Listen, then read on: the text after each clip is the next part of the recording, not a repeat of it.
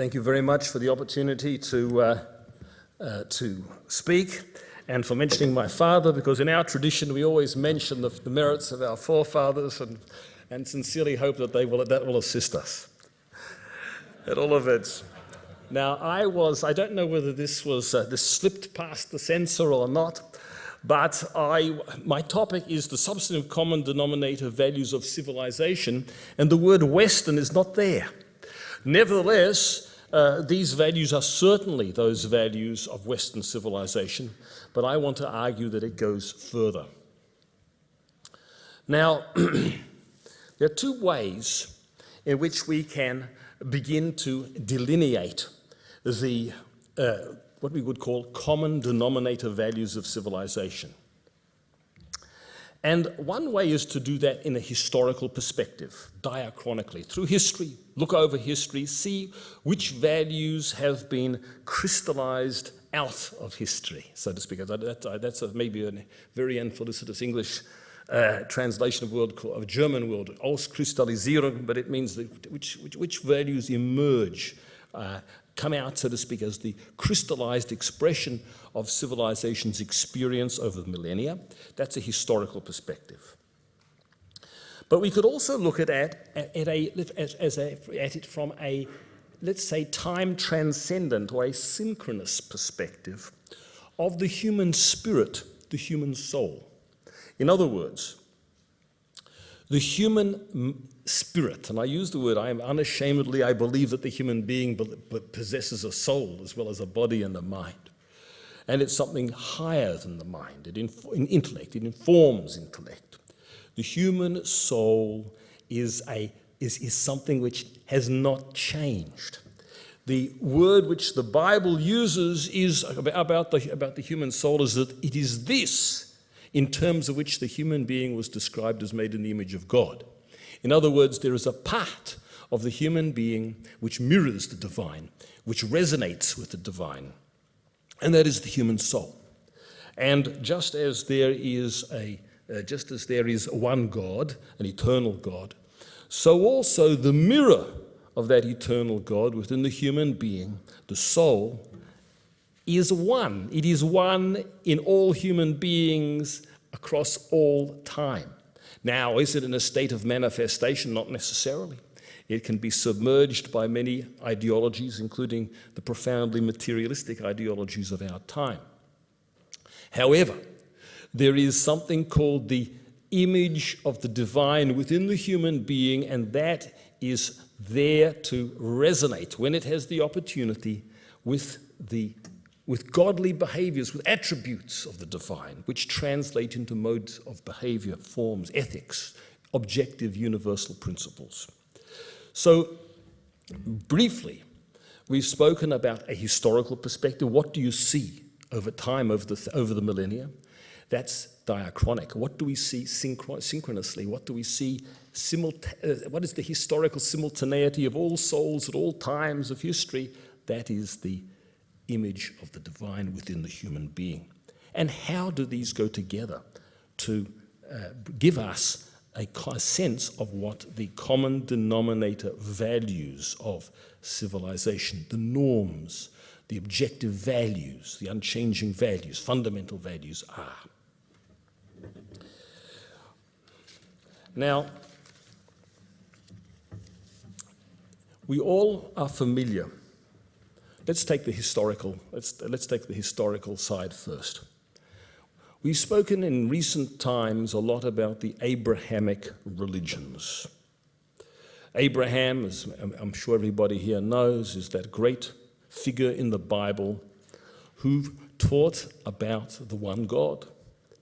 And from Abraham came out, as everybody knows, the three great Abrahamic religions of Judaism, Christianity, and Islam. Nevertheless, it's very pertinent to ask, and not to just use that as a prima facie foundation for fraternity amongst these faiths, but it's really more pertinent to ask, what is the substance of the Abrahamic religion? What's its content? If it forms a common root, if we're not simply cousins can fall out, But let's look for something deeper. Is there a common substantive root a substance to the Abrahamic belief?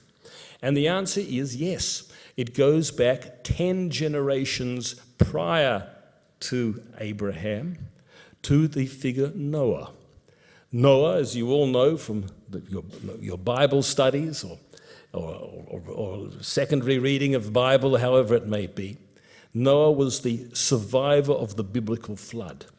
He was, together with his family, he was the progenitor of humanity. It was regenerated from Noah. And the Creator established a covenant with Noah. And that covenant essentially consists of 7 laws. 7 very wide laws which contain many details and many ramifications.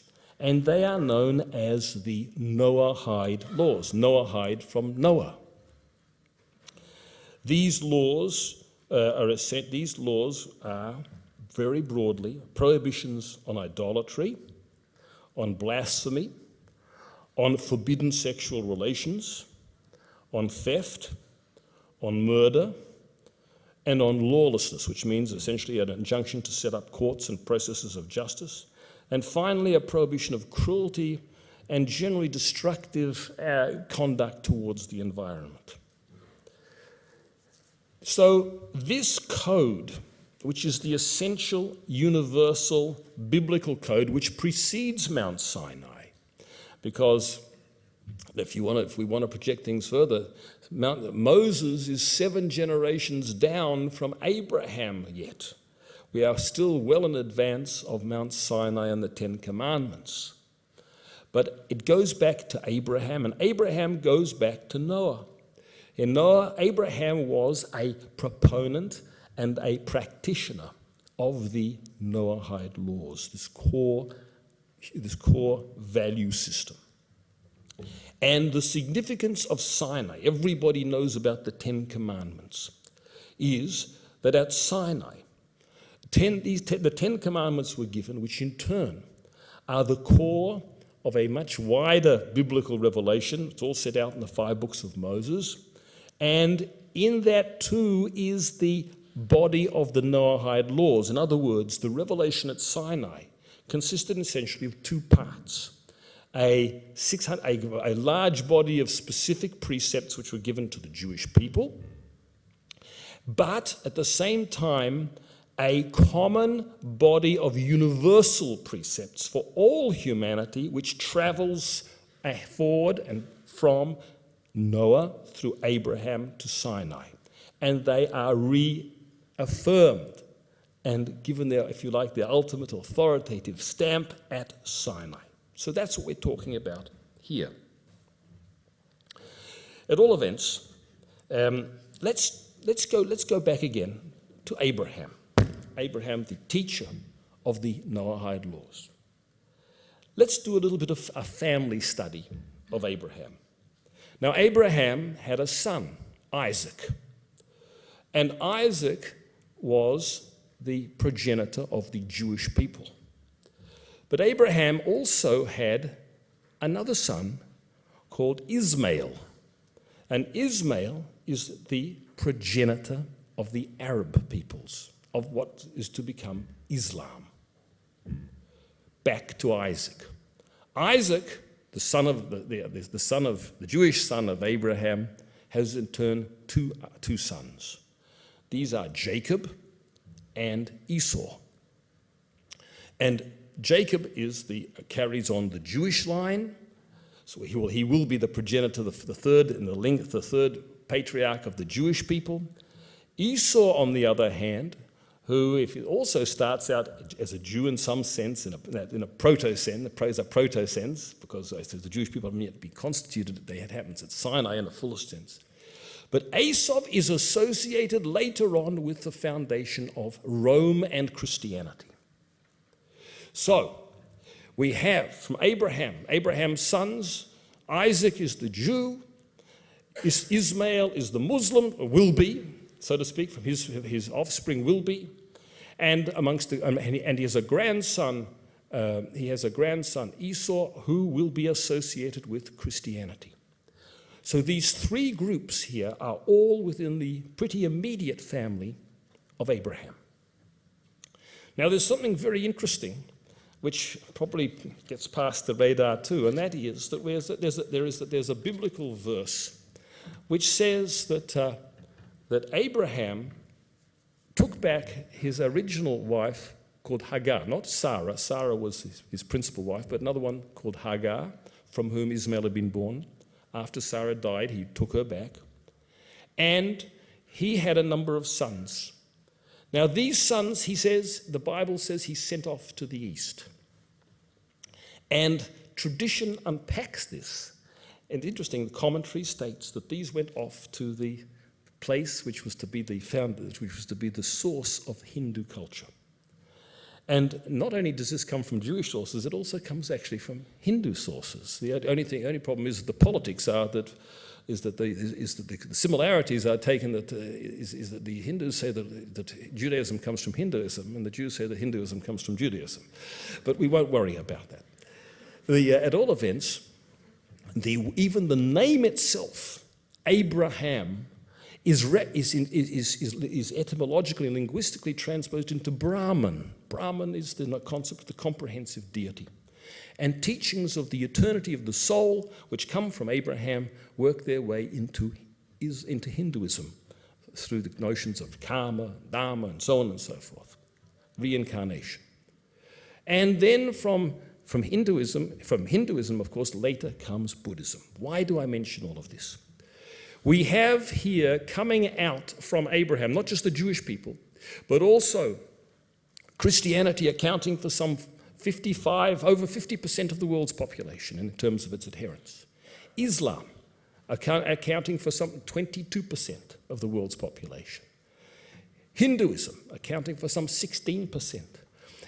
Buddhism, I believe, around about 6%. And all of that together, I don't know if I've got my sum exactly right, but 76% of the world's population has an Abrahamic root. What's with the rest of the world? Well, the rest of the world, we know that there are many indigenous peoples and indigenous religions, but apparently, according to my source here, some 14% of the world is atheistic. Now, these atheists are not, as you might think, made up exclusively by the universities and the media and the bureaucratic elites. They actually come from communist societies, communist or former communist societies, which for generations have been concerned to inculcate the opposite of religion, in other words, to eradicate irreligion. But we see that in a sense the atheism is really a sort of just an absence of religion rather than a religious people, unless you want to view atheism as a religion itself. But at all events, we see now in Russia and in China, where communism is still active, an extraordinary resurgence of traditional religion, particularly Christianity in China. So, the whole Abrahamic spiritual root is present in the 5 great world religions: Judaism, Christianity, Islam, Hinduism, and Buddhism. And it is there also in process of resurgence in that 14% atheism trained through communism. And interestingly enough, if we look also at the uncoerced version of atheism, this modern secular humanism, I was engaged in a very interesting discussion with somebody, an academic in America, and they said, listen, secular humanism is very big on concepts of charity, social welfare, reform, and so on and so forth. Where does this come from? I don't think a child drops out from the womb predisposed towards charity. And in fact, secular humanism itself has a religious background. The concepts of charity, the concepts of social regard, they have religious origins, but that was kept and the rest was discarded in secular humanism. So what I'm saying here, very briefly, is that we are speaking here about historical substance. The Abrahamic root of so much of the world's population, their religions, is not just an interesting historical thing, a family connection, a family tree. It has a content. And that content is essentially that which Abraham himself believed, taught, and practiced, but which has undergone perhaps certain modifications in the very different world religions, but essentially these 7 Noahide laws. Now, very briefly, you should know that the Noahide laws are not just, presumably many people, this will be a word which is absolutely new to most of you here today. But you might be interested to know that throughout history, these fundamental substantive values, common denominator values, in fact surface. They surface in important junctures. Not only are they operating, so to speak, subterraneously in the world religions themselves, but even in secular modernity they come out. And I mention here 2 great Renaissance jurists, the Dutchman Hugo Grotius and the English jurist John Selden, both founders of modern international law. Both of these see the Noahide laws as the underpinning of domestic and international society in a legal sense. In 1991, the United States Congress passed an Education Day bill. And this, and the Congress states very briefly, I've got to hurry now, I know, that it recognizes the historical tradition of ethical values and principles which are the basis of civilized society and upon which our great nation was founded. Whereas these ethical values and principles have been the bedrock of society from the dawn of civilization, where they were known as the 7 Noahide laws. This is the American Congress in 1991. And in 2008, the Governor-General of Australia then, Major General Michael Jeffrey, wrote similarly of the universal features of the world religions and the importance of the 7 Noahide laws, and he said, these laws or ethical principles apply to all contemporary issues and therefore play an important role in our day-to-day lives. Now, what you see here very basically is the idea is we have a historical substance traveling beneath the surface and coming up to the surface in many, many important historical junctures. And if I can just steal another minute or two, you'll protest if it's needed, I'll just very briefly say give you several headings under which these 7 Noahide laws can be viewed. One is that it relates to the concept of we spoke before of the synchronous dimension, the human soul. The human soul mirrors the divine. And these 7 Noahide laws are, in fact, at a theological level, understood to model divine attributes of mercy, judgment, and so on and so forth. That the reason why the human soul can resonate with them is because the human soul is, in fact, a mirror of the divine, the small God within the human being. And the attributes of the soul correspond to the divine attributes, and that's why they can reaffirm the laws and principles which actually articulate and concretize these divine qualities, these attributes, which come out as in sexual morality, in justice, and in all the different dimensions. Also, we can understand, we must understand these in terms of the concept of rationality. Rationality is a very problematic matter.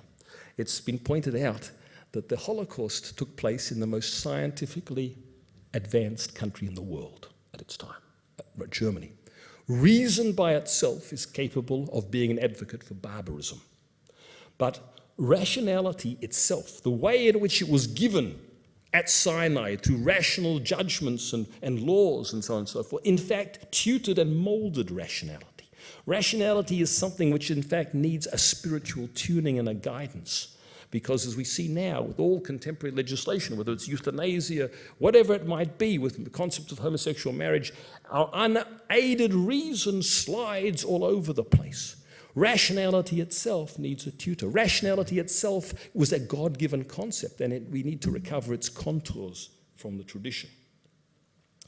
Viewed from a psychological point of view, the Noahide laws, the 7 Noahide laws, and I haven't got time to go into it here, represent the basic matrix of the human personality in the dimensions of interpersonal and personal conduct. And I'll come back to that in a moment. The interpersonal relations relate to the laws of theft, civil law, justice, and the prohibitions on killing. The personal relates to belief, blasphemy. The concept of sexual morality is also personal. It's not interpersonal because the issue of consent, in a sense, is irrelevant. The sexual morality has to do with our identity, our participation in that higher union, through which we actually find our personal identity. Now, then, we can understand the Noahide laws also in the social sense, the way in which this has to do with the concept of a orderly and civilized inhabited world. It has to do with the concept of a moral culture, the notion of family, the belief family, the way in which the family is a seat for the transmission of values, social organization in relationship to the internal environment. And from there we go to the state. And there, again, the Noahide laws are very important because they serve there to redress the marginalized, the rather spurious separation of the public and the private, and the utter deregulation, in a negative sense, of the personal moral sphere. In other words, there has been an abnegation of personal morality. It has been deregulated and left run wild, and we're suffering from that at present. So basically, the Noahide laws insist that there is, that there is a private domain and that there is a public domain, personal, interpersonal dimension of our conduct. But both of these need moral laws. Both of these need objective values and points of orientation. And finally, we come to the concept, this takes us in turn further to the notion of the separation of religion and state, which does not mean the secularization of the state. What it means is that the state cannot prescribe the state organized institutions cannot require a particular religious affiliation for its officers, cannot prescribe religion, but it does not mean that religious values cannot well up within the body politic. And finally, in the international realm, we have the notion of the profound prospect of the Noahide laws. The Noahide laws tap into this cross-cultural legitimacy. There's a wonderful phrase of Kennedy. Kennedy said, peace is not made through treaties and conventions. It's made in the hearts and minds of men, and we would say these days of women. In other words, to gain an authentic harmony and peace across cultures, whether within societies or across societies which represent different cultures, it can only be through an appeal to the common moral, spiritual root of all the diverse cultures which we find in the world, which are the Noahide laws. Thank you.